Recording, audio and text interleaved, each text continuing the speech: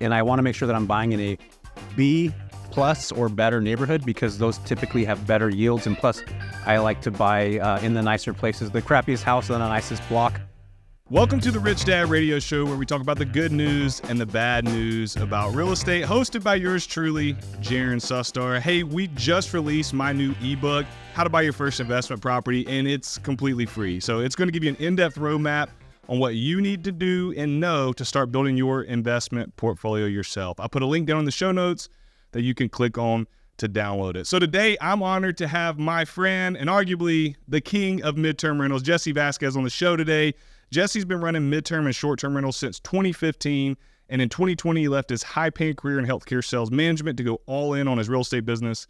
Today, Jesse is continuing to scale his real estate portfolio while also hosting a podcast of his own, the JV Podcast, and coaching people all across the country on how to build their own midterm rental business through his company, Air Venture Academy. Jesse, I am delighted to have you on the show today, bro.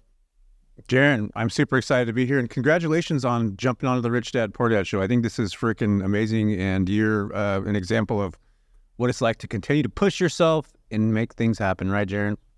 Thank you so much, man. I appreciate it. I love it. Love the Rich Dad brand. It's affected so many of us in a positive way. Those of us who had the success that people see, and then those that nobody will ever know about who are out there crushing it. And so super thankful for what the brand's done for me and many across the world. So let's dive right in, dude. What exactly is a midterm rental, and how does it compare to a short-term rental or a long-term rental? Yeah, really, that's a great question. So midterm rentals are the sweet spot right in between short-term rentals and long-term rentals. So short-term, you have the 1-2 night stays typically, which are vacationers or people that are traveling through cities. Long-term obviously is 12-month leases, and midterm rentals is right dang smack in the middle. So you have people that are typically staying for 30 days at a time, up to 6 months, 9 months, and even 10, 11, 12, or a year, but they're not fixed into that 12-month lease term. They're fixed into a shorter term lease. So the thing that I like about it, Jaren, before we probably jump into it, is that you get to have shorter turns. So you're not having all these people that are turning over right away. You're having folks that are staying longer durations of time, which then allows you to actually start to create something that is a business. And I think we could talk about that in detail. But yeah, it's a great sweet spot in between both short and long. Because in long-term rentals, you're traditionally going to have a 12-month lease. I mean, every now and then you may go month to month, but I would say on average, it's a 12-month lease. And then in the short-term space, what would you say, 7 days, 14, maybe? Probably even less than that, man. It's like weekends typically. True. You're talking about average daily stay? Yeah, that's a valid point. Yeah. It's probably 2 to 3 days. Probably 3-4 nights, if that even. For somebody, the typical short-term rental is about 3 or 4 nights. So you're having that turn. You got somebody coming in Friday, you turn them on Sunday, then you get somebody on Tuesday, you turn them on Wednesday or Thursday, and that cycle continues. And it's just a lot of wear and tear on properties. Not only that, but your cleaning fees, all those things add up. So it's not actual income that you're making. In fact, I just recently talked to somebody that has a short-term rental, and they're like, I'm making $5,500 a month. And I asked them how many turnovers they were doing. They're doing 8 a month, and they were charging $100 for the turnover. That's $800. So you do the math on that, they're actually only making, what is that, $4,700, not including Airbnb fees and all that other stuff. So midterm rentals, typically you can make more money. It's just longer stays. So, yeah, when you think about real estate, long-term rentals are popular. Everybody's heard of a long-term rental. Short-term rentals, and we'll dig into this here in a little bit, got really, really popular just a few years back. What inspired you to kind of go, I guess, under the shadows, hide beneath the curtain in the midterm rental space? Yeah, now you make me feel like I'm popping out of some closet somewhere, Jaren. He's talking about these dark holes and places that I'm popping out of. Yeah, no, I got into I got into short-term, midterm rentals before they were cool. So 2015, I worked in healthcare, Jaren, and my job was to go into these hospitals and communicate with what are called registered nurses that did dislocate. So if somebody fell and broke their hip, like say, hopefully that doesn't happen to you, Jaren, but if you fell and broke your hip, my job was to go in and communicate with these folks. And I would get you as a patient. So my company would get you as a patient, and we would have a nurse that would go out and see you, a physical therapist, because technically you had to stay home because you can't be mobile. So when I ended up going to all these different hospitals, I realized that there was travel nurses coming in. And that was, for me, the biggest indicator of like, holy crap, I can actually create a business out of this, because I see travel nurses not only in San Francisco, where I'm working right now, Los Angeles, and all these different markets that I was going into, but that's when I realized like there's just a massive opportunity in that space. And these clinicians didn't have anywhere to stay. They were staying in crappy hotels, they were staying in uncomfortable places, or they were staying in Airbnbs that they didn't really ultimately want to be at, but they were forced because there's no other options. And that's when I realized like there's a huge opportunity here. And it started with travel nurses, and here we are 9 years later. It's kind of morphed into something else, but that's where it originally started. So you started doing this in 2015 while you were working in the healthcare space, and you saw an opportunity. There was literally a need, and not even in the market that you were in. I think it's hilarious because you're in sales and sales management, and the light bulb goes off because you're hearing these stories of these nurses coming in and having terrible living conditions. And so you're like, so you're having like conversations with these people, and they're telling you like, this is awful. Yeah, it was really bad. It was really, really bad. There was this case manager that I worked with, and she happened to be connected to a woman named Barbara. And this woman, we were sitting at this nursing station. It was one of those nursing stations, if you guys can picture this. It's like a dimly lit hospital, and you see the fluorescent lights kind of going off. It's kind of scary looking. And this woman had this amazing accent, Jaren. She said things like, "Don't you know?" and "Isn't he a doll?" Do you know where that's? Can you tell me where that accent's from? I'm going to guess New York. Is that right? No, man. It's Fargo. You said dawn. It sounded like Brooklyn, okay? Fargo, North Dakota. And that's an accent that we don't hear in California. So if you guys watch Fargo and all, or those movies, it was something that drew me to her. And she just basically told me she was staying in Motel 6 in Modesto, California, where I was living at the time. And this hotel or motel was it was nasty, man. And she was, working 12-hour shifts. And I asked her how much she was paying. And Jaren, she was paying $3,000 a month. In 2015, you could buy a $250,000 property in Central California, and your mortgage payment would be $1,300. And that's when I just realized light bulb went off. And I'm like, holy crap! There's a ton of these Barbaras, not just in my Central Valley, but in San Francisco, Los Angeles, all these different markets that I went to, and they all said the exact same thing. So, I just had no ideas of real estate, and all of a sudden just started jumping into it.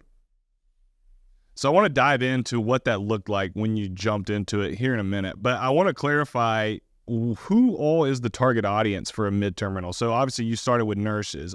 There's a lot more people. So if you can name off a few that really fall into that bucket of being a midterm rental. Yeah, right now. So it started with nurses for me, and then I started to get insurance relocation claims. So every 88 seconds in the U.S., somebody loses their home due to a flood or a fire. Or we have this crazy weather in the United States or in the world right now, right? So we're seeing a lot of fires and all these crazy things happening. There was a hurricane over in your side of the woods, right? I think over in your side over there. So insurance relocation claims, they pay a ton of money. We have like construction workers that are coming to certain sites that are coming from different areas. There was an infrastructure bill that just passed in the U.S. A year ago. It's called the Bipartisan Act. And you guys can go to invest.gov, and this will show you every single job site that is public and federal that is massive all over the U.S. So you have all these people that are going to fix sewer lines, building bridges, putting power grids together, all these different types of jobs. All those people need somewhere to stay. They don't just want to stay in crappy hotels. So I've really started to focus on those kinds of things and getting contracts with these companies because they're staying for a year or 2 years at a time. So everybody listening to this right now, imagine you're getting a, rent that is 2 times the average, long-term rental in your market. And it's for years, and your property's rented to a company that has 5 engineers that are working on a job site 2 miles away. And that's what I see happening and changing right now as far as real estate goes. There's a lot of entrepreneurs that are coming into this, and they're using real estate as a vehicle, but they're actually creating a business, Jaren, on top of that. And I think that's a pretty massive opportunity right now because, again, interest rates are higher. Yes, they are going down, but it's been a lot different of a environment for the last 2 or 3 years since we saw these changes, and people are adapting to it in a different way. And I think it's pretty cool to watch folks build businesses on top of their real estate. Can you dive into that a little bit? You keep saying, "Hey, build a business within this midterm rental space." When you say that, how do you differentiate a business in the midterm space compared to just traditional real estate investing? All right. People are probably going to hate me for this, but I think traditional real estate investing is pretty simple. You find a property, you make sure the numbers work, you buy it, you rehab it, you do whatever you got to do. It's napkin stuff, right? Back in napkin. And you hire a property manager. The property manager takes over, you get checks collected, you pay for stuff. It's pretty simple. That's what traditional real estate is for me, and probably for you too. But there's this other side where we still do those things, But we're creating a business where we're actually going after these construction companies. We're connecting with travel nursing agencies. We're talking to our hospitals in our backyard. In fact, I got a contract with a company called Gallo Winery in my own city here in Modesto, and they leased my property for 2 years because they have engineers that come from Europe. It's a winery business, a big winery business. For those of you who might have heard of Apothic Wine, that's where it's bottled and brewed here, or bottled here in Central California. Anyway, they have engineers that come from Europe, and we ended up getting a contract with them for 2 years where they're paying 2.5 times long-term rental rates. So that's now a relationship that I built. All these companies are now connected to us. We built a business where we're outbound, creating calls just like a wholesaler would do, but we're doing it specifically for these businesses. And what they're doing is sending us clients, putting contracts together, sending travel nurses to us. And that's an actual business. So I can technically, Jaren, sell that if I wanted to, because we make thousands of dollars just by that happening.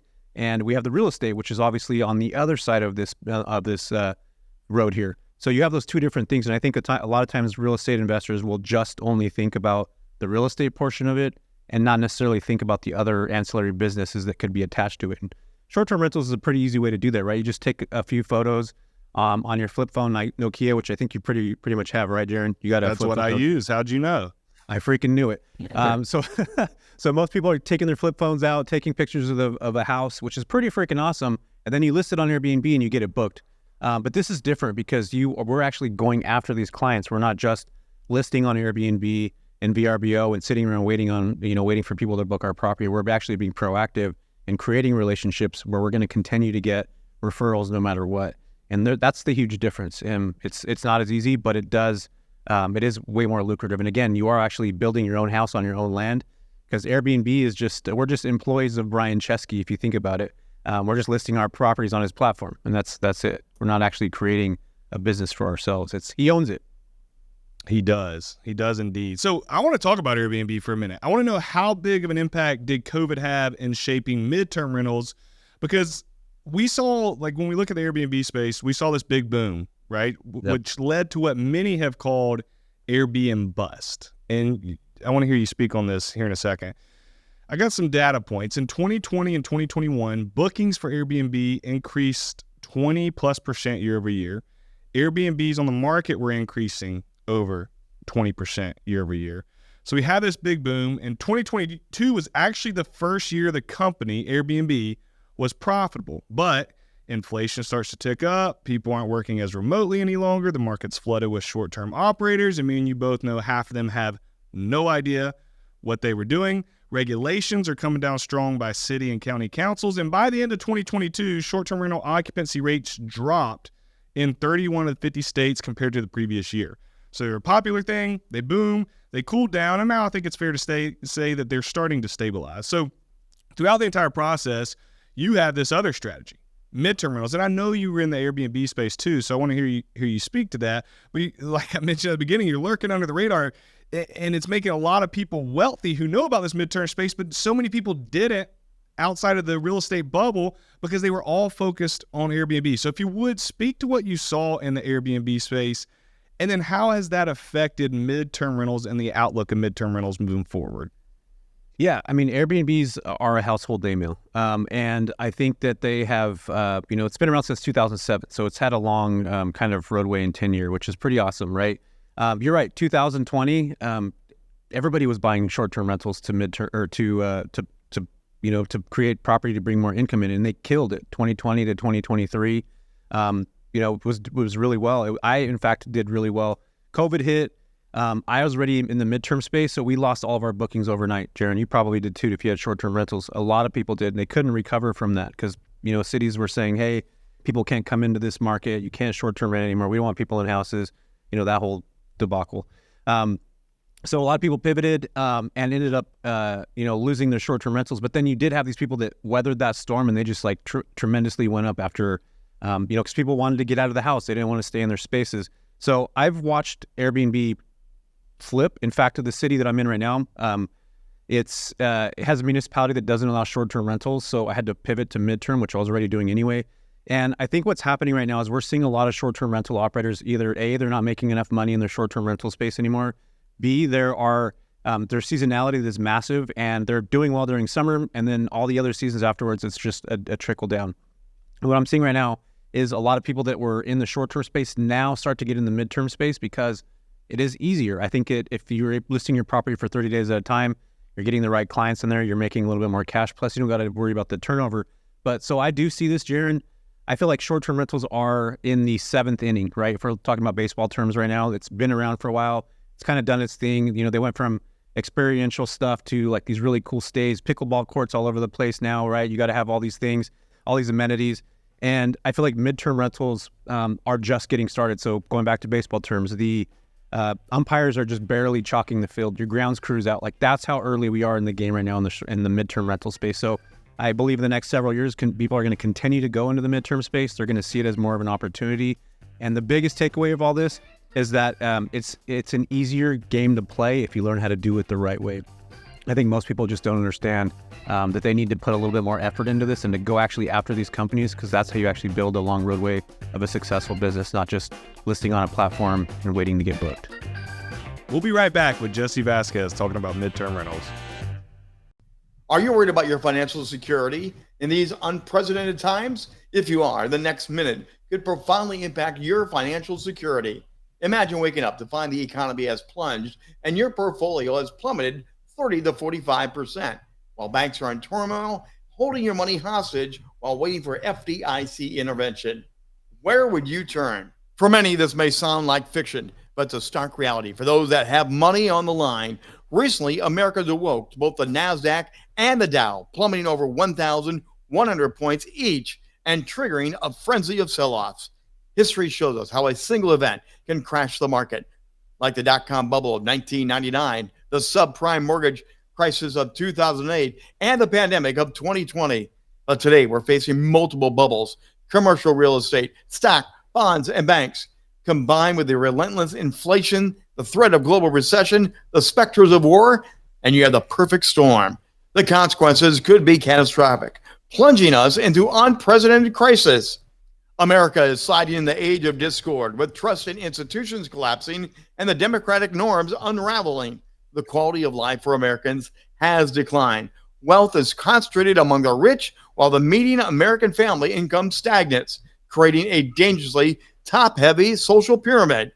Moreover, hostile countries like Russia, China, and Iran are working to destroy the U.S. dollar.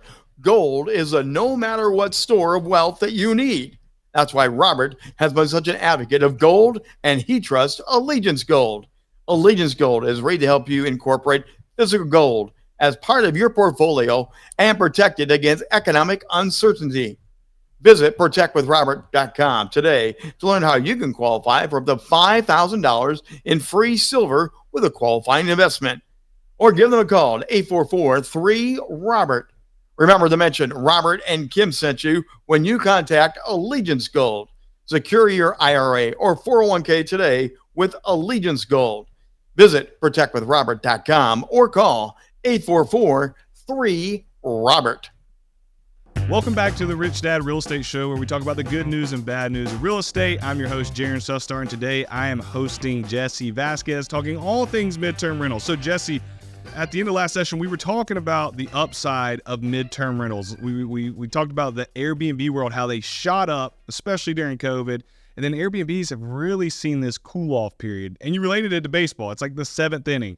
They're getting closer. I don't want to necessarily say to the end of all Airbnbs, but at least close to stabilization. Whereas when we look at the midterm space, we're just getting started. We hadn't even kicked off in the first inning yet. So with that being said, what is your outlook on midterm rentals over the next 5-10 years? Where do you see them today? Where do you see them going?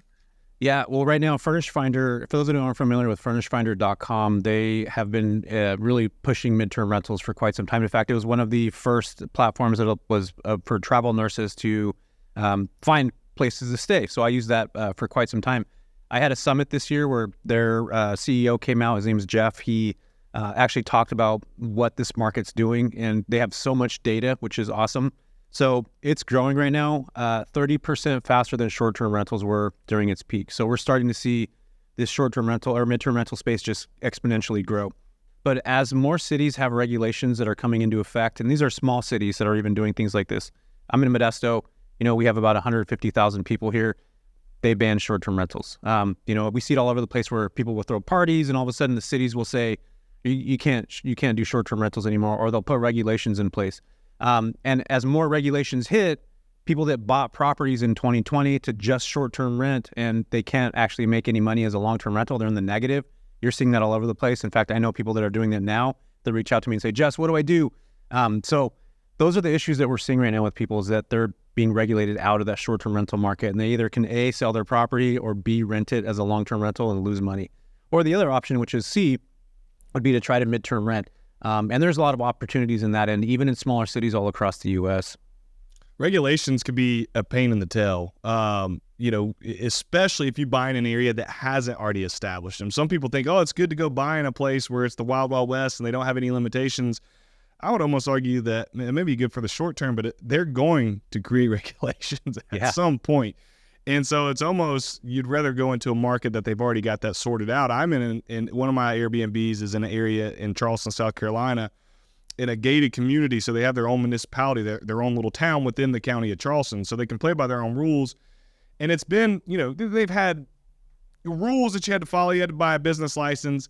Yeah. But now they're all starting to vote on a cap on the short-term rentals. Yeah. More specifically, how you have to handle your property. And they're voting on you can't rent your own golf cart out of your own house. Why? Because the town's in bed with the golf cart company. They want you renting from them. And I'm starting to see this unfold in this market that I own a property in, that I Airbnb. And I'm saying, wow, this is crazy. And especially come from somebody who doesn't love government telling me what I can and can't do with my property anyways. And so I would caution people in any space, know your regulations, know your laws, know your zoning, because they can really throw a wrench at things. And to that point, what is your thoughts on the regulations that may or may not come down on midterm in the future? So we're here at the beginning. STRs are getting all of the attention right now. Do you think there's a time when these county councils, board of directors get bored and they say, okay, we've regulated short-term rentals. These people are trying to sneak in here with these midterms. How do we dampen this a little bit and grab some of their cash? Yeah, well, the 30-day stays are typically in most of the states in the U.S. They fall under the long-term category. So it's going to be really hard to regulate somebody that is doing 30 days plus, because technically they're falling under long-term rental category already anyway. Keep in mind, if you stay more than 28 days in certain California, you're considered a tenant. New York, same thing. You go all over the place and there's certain regulations. So yeah, I believe that it's going to be a lot more difficult to regulate midterm rentals than it is short-term rentals. And even the way that we're doing things, we're actually connected to companies, and we have leases that are a year long or 2 years long. So that still is not going to fall under that same category. But yeah, of course, the government or city municipalities will try to regulate the heck out of everything. In fact, Jaren, my own market, one of the council members owns a massive hotel. He just built it from the ground up next to a hospital. Of course, the city doesn't want to have short-term rentals. He's a council member on the board there that is regulating for folks not to have short-term rentals, specifically because those are his clients that he could potentially have. And we're seeing this all over across the U.S. This is unfortunately how councils and things like this work. And you know that already, Jaren. With the golf cart company, it's crazy how you see things happening. And to go back to your point of, I just don't understand how people can own property and not be able to do whatever the heck they want with it. We're Americans. I feel like it doesn't matter what your property is. If you want to rent it out to nurses, or you want to rent it to a family, you should be able to be liable for what you do. But I have a YouTube channel, and you won't believe how many people go on there and just tell me, like, you're taking properties from these people and you're taking properties from that, when just short-term and midterm rentals are just such a small piece of the puzzle. In fact, like BlackRock and Blackstone and all these big companies that are, they're buying way more properties than any investor ever would. So, like, I don't understand why people don't get mad at them rather than the small investors that are just, buying a couple properties here and there. You know what I mean, Jaren? 100%. I'm on board with you. We get a lot of hate mail, and, a lot of the real estate I buy is real estate that the average person can't buy, right? Because it's in such bad shape. But even going into a nicer property like a midterm or short term, I'm offering people an experience or giving people living and housing that they wouldn't have otherwise. And so come at me all you want, but we're offering quality housing to the population. You'll never make me feel bad about it. I'm thankful for the opportunity that I have to provide it. So I want to get into some more a little bit more of a tactical conversation of how you go about running your particular business. So when we look at buying a midterm rental, what is your criteria, your buy box per se, and how do you go out and find those properties? Yeah, my buy box is a 3-bedroom, 2-bath in a city that has a university and hopefully multiple different college or hospitals, and if they do have hospitals, I want them to be a level 1 or a level 2 hospital. And what a level 1, level 2 hospital is, if you guys, Jaren, you've watched Grey's Anatomy before, right? I can't say I have. Maybe your wife has. Okay, we'll say that. I know my wife's watching. I happened to sneak over and watch a few episodes. But anyway, that's what's considered a level 1 hospital. So when you have, they have these oncologists that are on call. You have all these different brain surgeons and stuff like that. Those hospitals typically have more beds. They have more travel nurses that are going to them. So that's what I look for. And the reason why I get a 3-bedroom, 2-bath is because it gives me more exit strategy. So I have the ability to short-term rent if my market allows me to do that. If I want to go after travel nurses, that 3-bedroom, 2-bath, I can talk to a recruiter of a hospital that's, hiring these travel nurses. I can say, hey, what travel nurses do you have that are traveling together? Like, I want to be able to house 3 or 4 nurses that are coming in group, because we see that all the time, especially since COVID. A lot of millennials are traveling in groups. Construction workers, like we talked about a minute ago, folks that are doing, that are on assignment in certain markets. I love that because we can get these guys to stay in the property. And I talked about insurance relocation, folks that are displaced from a fire or flood in their home. Those are the highest paying out of the midterm space. And typically the average home in the U.S. is a 3-bedroom, 1-bath, 1.5 bath. So that's what my buy box typically looks like. And I want to make sure that I'm buying in a B+ or better neighborhood, because those typically have better yields. And plus, I like to buy in the nicer places. The crappiest house in the nicest block, that's the kind of property that I want to buy, so that I do have that upsell. We can force value just like you do, Jaren, with flips and your burrs and things like that. And second off, we have homes that are right next to us that are worth maybe twice as much as that property. I like 3-bedroom, 2 baths because it allows me to have, more flexibility. I'm able to have more clinicians stay at a property. I can house the, folks that have been displaced from their home. And the average home in the U.S. right now is a 3-bedroom, 1.5 bath. So that already puts me in the category where I'm able to help somebody that's lost their home in the community that I have properties in. So that's what my typical buy box is, in a B+ neighborhood or better, Jaren. Do the companies that you partner with, whether it be a healthcare organization or somebody coming in to help with the flood, whatever it may be, are they usually paying for the housing for this person or a part of the housing? I'm glad you asked this question. This is a really good question. The answer is yes, depending on the company. But yeah, what'll happen is, and I'll just use Gala Winery for an example right now. They lease the property from me. They're the ones that are actually on the lease, and then the folks that are coming are just as the guests that are there. But Gala Winery is a multi-million-dollar company. I don't worry at night that they're not going to pay rent. You know what I mean? Or if we have a family that's displaced and they need a home in my market, a lot of times these companies will assume responsibility for those clients. Not all the time, but sometimes they will. So you have, Dan Housing or ALE, which is these massive multi-million-dollar companies as well. They're actually footing the bill, paying the mortgage or paying the rent every month, and they're on the lease as well. So it's really a great option if that's available, for sure. You mentioned a second ago, just for clarity, you like buying in B+ neighborhoods. And the way us real estate investors look at areas is A, B, C, and D traditionally. A being the nicest part of town, B being the next nicest, C being the next nicest, and D usually being one side of town that you don't necessarily want to spend a lot of time in.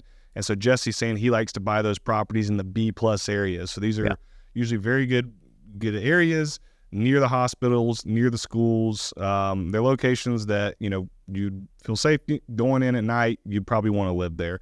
How do you know what a property is going to rent for when you're looking to buy a property? So awesome, man. That's another good question. You're just asking all the good questions today. I'll go on Airbnb and I'll put the criteria down to 30 days search. So you can do like 1 night stay, 2 night stay. I'll look, right now we're filming this in September. I'll look in, say, December for 30 days at a time and see what people are charging. I'll go on Furnish Finder. I'll look at what the properties look like on that end. If I have a 3-bedroom, 2-bath that's, a mid-century modern, I'll look for something that's very similar to that.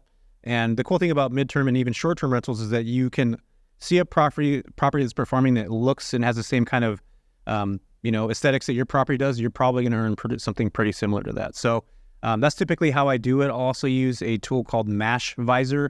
It's kind of like AirDNA, Jaren. What it'll do is it'll actually show you the last year of income that people make, and it'll show you the duration of how long these people stayed. So you can also really start to get in the micro levels there and finding out exactly how much properties are earning. But yeah, typically there's no software that's out yet that will tell you how much a midterm rental will make. And there's so many different types of categories, like travel nurses aren't going to want to pay as much. Even if you get a company that is going to supply payment, they're probably going to pay 1.5 times long-term rental rates. But then you get into the insurance claims, you're probably looking at 3 to 5x long-term rental rates. For a business or contracting company, you might look at 2 times long-term rental rates. So it really just depends on where these companies are looking for lodging, what their, what the loss of D coverage is for somebody that has a, insurance policy that's going to be covering their stay of what their equivalent of their property is. So there's just so much, wide variety of different type of clients that are going to require different kind of income. So that's where it gets kind of confusing, but hopefully that makes sense. No, that's super helpful. Is there a certain income? I've heard a dollar amount, but I'd love to hear your take on it. If you're looking at a property and you're trying to decide between making it a long-term rental or a midterm rental, is there a certain dollar amount or multiplier above long-term rental rents, that midterm rental rents that you should get to make it make sense? Because in the midterm space, oftentimes, tell me if I'm wrong, you are going to be paying for the utilities and things of those nature, where long-term rentals, your renters are going to be covering that, so you have less expenses. Yeah, but you can also put caps on that. So I can put a $500 cap on electrical, $500 cap on water, sewer, garbage, whatever it is. So you could technically do that. The client's going to pay for that afterwards. But I typically like to shoot for 1.5 to 2x long-term rental rates. That's why I know I'm going to be making positive income. And keep in mind, most people that buy traditional long-term rentals now, they're making $100, $200, $300, $400 on a property that they're buying today. But with midterm rentals, I can make $1,000, $1,500, or even $2,000 on that same property. So, imagine how many long-term rentals you need to make just to make the same amount as that one door, if you're doing it the right way by connecting with these companies, creating relationships, and building that ecosystem that will continue to feed you. It just allows you to grow and scale, and cash flow is a lot higher. Again, it takes more work. It's not as simple as just buying a property and making sure it fits in the 1% rule, and getting a property manager. It's a lot more work. It's a lot more intense. But once you get things going, Jaren, you're looking at, you can make 2x long-term rental rates on just one door, which is wild. That's amazing. So you found a property, it meets your criteria, you've purchased it. What's next? I'm guessing you got to furnish it and then start to get it marketed. Yeah, just think about the same thing with short-term rentals. You're gonna get all this stuff together. I would actually start marketing already, going on Furnish Finder, going on Airbnb, coming soon, and you put this property together. You list on Zillow. I think a lot of times people will forget that Zillow is a great way for people to go find furnished bookings. It's just not Airbnb.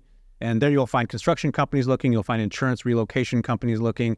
I'll also go on ALE.com's website, list my property on their site. They're a temporary housing company. Dan Housing, CRS, all these other insurance relocation companies. I want to make sure that they have eyes at my property as well. And then I'll just go on LinkedIn, Jaren, and I'll start reaching out to these specialists on these platforms and say, hey, I actually help connect leads all across the U.S. I have a property or properties in this market.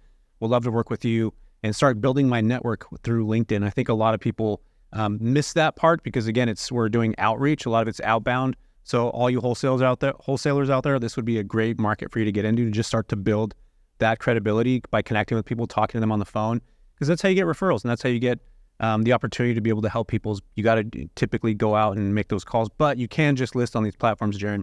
When you're going on these outbound calls, let's say we're going healthcare, insurance, and give me one more. What's another broad one? We'd be like businesses, or we can do construction companies. Construction, okay. Who are you going to, and I know there's not one person for each, but consistently, what's the office for each of those that you're reaching out to start that conversation on LinkedIn, or whether it be pick up the phone and dial? Yeah, I'm going to give you guys a hack. Everybody listening to this right now, this is something I typically keep to myself. I don't really talk about it ever. But have you heard of extended stay hotels, Jaren? Okay, so if you guys want to be a creeper, I just do this. Just follow me for a second, all right? Drive by an extended stay hotel at 7 p.m. at night and take a picture of all the work trucks that have plates from out of state that are on the, in that market. The next day, call those companies up and just ask and say, hey, I happen to see there's work trucks that are parked in front of an extended stay hotel. I actually own multiple different properties in this market. We house construction workers and folks that have been displaced by fires and floods. Is there any way that I can help you guys save money? Because that's what I do, and I want to just make sure that you might be not missing an opportunity that can save your company money. It's literally what I'll say to somebody on the phone. And I actually did that with Dave & Buster's. They were building in my own backyard in my market over here. There was trucks from Louisiana that were out there. took a picture of the truck, called the company, and I talked to this woman named Misty, and Jaren, they were paying $200 a night. There was a discount, so it was right around $170 a night, $75 a night. They had 5 engineers that were staying on assignment. They were working here for 6 months, and that company was paying $23,000 a month to have these 5 engineers staying at a Holiday Inn Express. I happen to have a 5-bedroom property that has 3.5 bathrooms. So 2 of those dudes would have to share a bathroom, whatever, no big deal, right? The other 3, whoever the company likes the best, they get their bathroom. But I was able to rent that property to them for $11,000, saving them $11,000. And again, keep this in mind, this is 6 months. So I'm saving this company $11,000 a month for 6 months. Do the math on that. So not only was I able to get my place rented for over $10,000, my mortgage is $2,500, but I have this long duration of, $5,000 a door that I'm making by literally just going out and connecting with the company. So if you guys can think about it this way, how can we save a company money? They're going to be sending these employees to do work anyway. And trust me, companies, I have people tell me this all the time, companies just want to have write-offs. They want to be able to write things off. No, they don't. They don't want to spend $20,000 a month on write off 22 to get to save exactly. 3. that other $11,000 can go to giving bonuses, hiring new staff. Like the people that don't understand business will always say things like that to me. I'm like, you don't never ran a business. You have no idea what that's even like. So there's just a tremendous upside if you start to think about these businesses and how we can actually accommodate and help them. And that's just one example, Jaren, of how people can go out of their way to do something that sounds a little bit crazy. But that is exactly how you build a business, right? That you get proactive, you look at ideas, you look at opportunities. Where can I save money for somebody? And you start to solve those problems, and that's where the opportunities start to land on your lap. I had this 21-year-old kid who was doing work for us. He's just a high-level individual. He's already very successful. He made like almost $100,000. He's 21 as being his own little contractor, handyman. But he came to me one day. We were working on a property. He's like, bro, I got to go buy a new truck. He's like, I got to go get some write-offs for taxes. I was like, what are you talking about? How much did you make? He's like, I'm at like 92 grand for the year. I was like, listen, bud, you're not at the point to where you need to go spend 65 to save 4.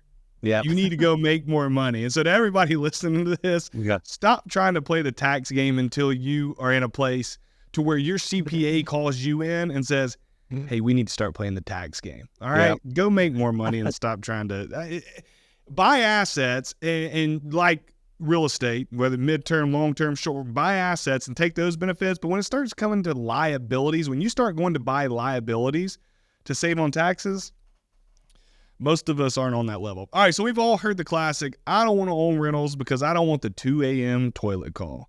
Yep. In my experience, only broke people who don't own real estate or people who have terrible operating systems in place say that. But still, there's someone somewhere that is overwhelmed by the thought of managing midterm rentals or long-term rentals or short-term rentals.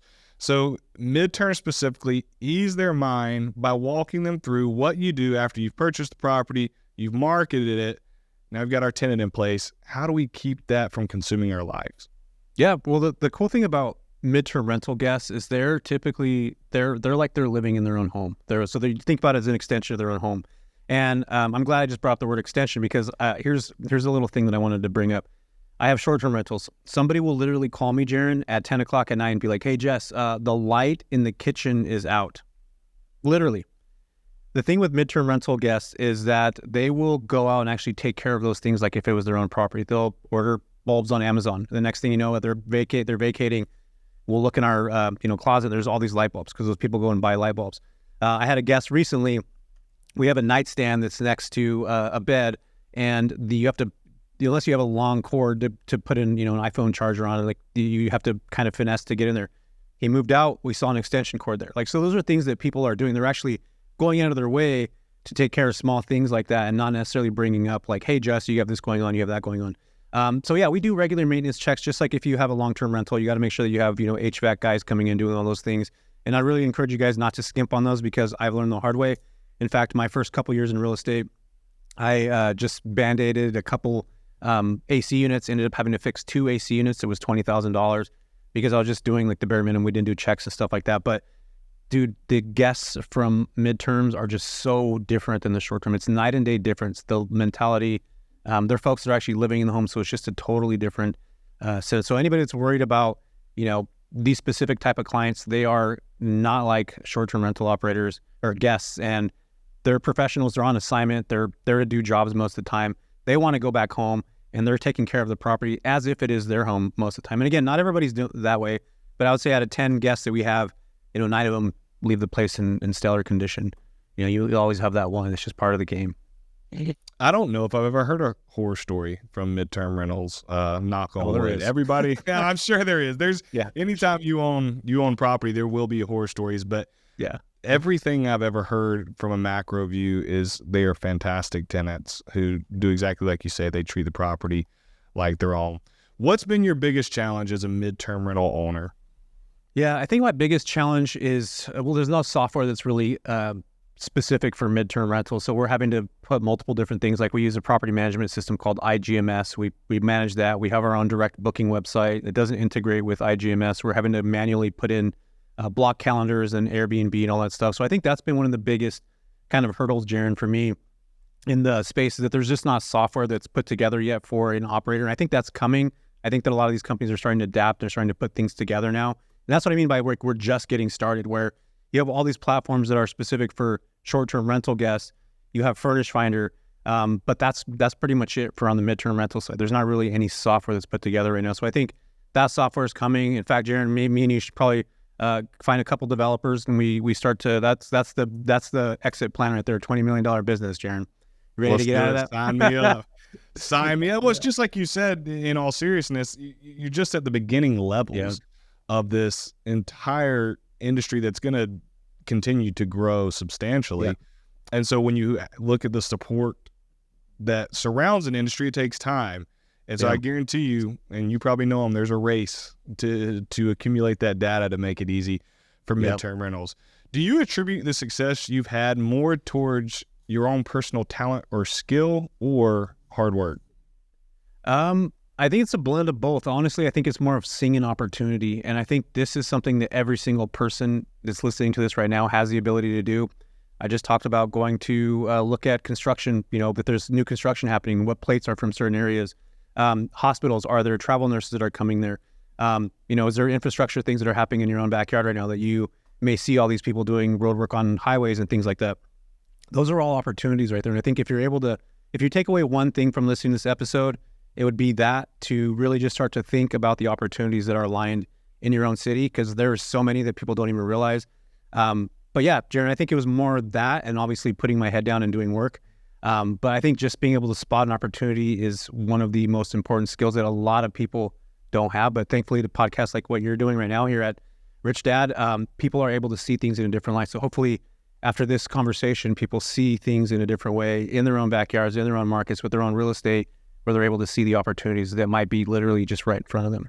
Jesse Vasquez, ladies and gentlemen. Jesse, where can folks find you? How can they reach out to you if they're like, hey, I want to get into this midterm rental space. I like this dude. I want to have him help me. What's the best way for them to get a hold of you? Yeah, best way to get a hold of me is head over to Instagram at @TheRealJesseVasquez, or you can just go, I have a YouTube channel that has hundreds of thousands of hours and a bunch of free game that you guys can go check out. And that's just type in Jesse Vasquez in the search bar on YouTube. But that's pretty much it, Jaren.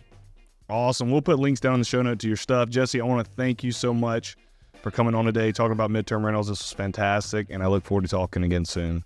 Awesome, man. Thank you. Thank you for tuning in to the Rich Dad Real Estate Show today. I'm your host, Jaren Sustar, and we had a great conversation with Jesse Vasquez all about midterm rentals. If you haven't done so already, go down to the show notes and grab my free ebook, How to Buy Your First Investment Property. Thanks for tuning in. We'll see you next week. This podcast is a presentation of Rich Dad Media Network.